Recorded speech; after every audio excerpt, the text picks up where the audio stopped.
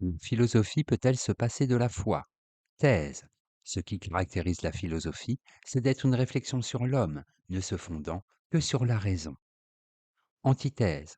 Foi et raison ne s'opposent pas, mais se complètent. La philosophie ne peut pas toujours tout démontrer. Thèse. La philosophie peut se passer de la foi. L'homme est une fin pour lui-même. La raison philosophique suffit à donner du sens à son existence. La foi est figée, la philosophie avance.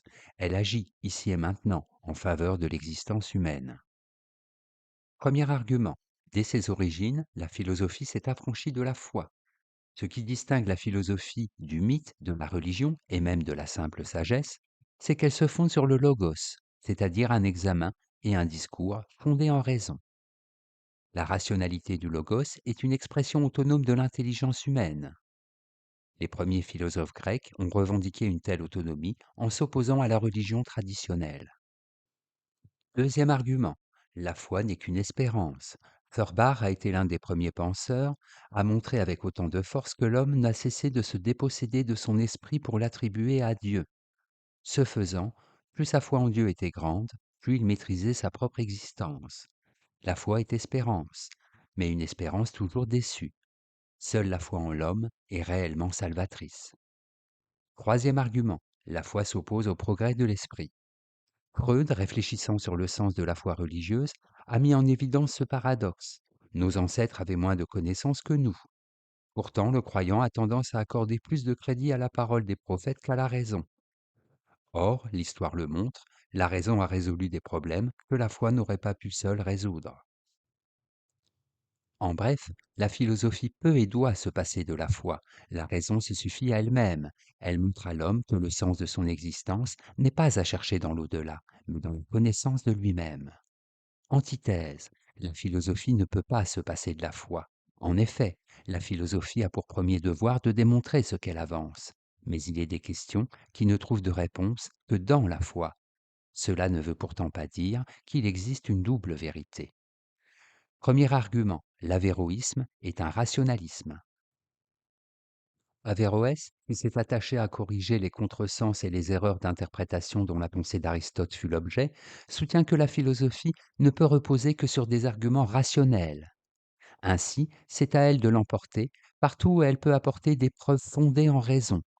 Toutefois, il est des questions qui échappent à cette exigence rationnelle. Deuxième argument, la voie démonstrative n'est pas suffisante. Il est des questions que l'homme ne peut pas ne pas se poser. Ces questions concernent les origines et les fins de toute chose. Répondre à ces questions en utilisant une méthode démonstrative est impossible.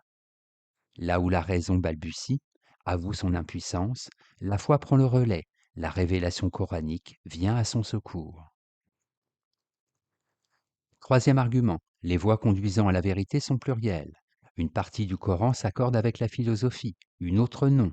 Cette partie doit faire l'objet d'un commentaire, dont la finalité est de dégager la vérité qui se terre sous les mots. Le Coran incite l'homme à réfléchir, mais il n'y a pas qu'un seul mode de réflexion, qui serait le mode philosophique. La rhétorique, la poésie, la foi sont d'autres façons d'accéder à la vérité, laquelle n'est pas double, mais unique. En bref, la rationalité philosophique a ses limites. Cela ne doit pas empêcher le philosophe de continuer à réfléchir. Cependant, il ne lui faut pas rejeter la foi qui lui révèle ce qu'il ne peut pas connaître. Synthèse.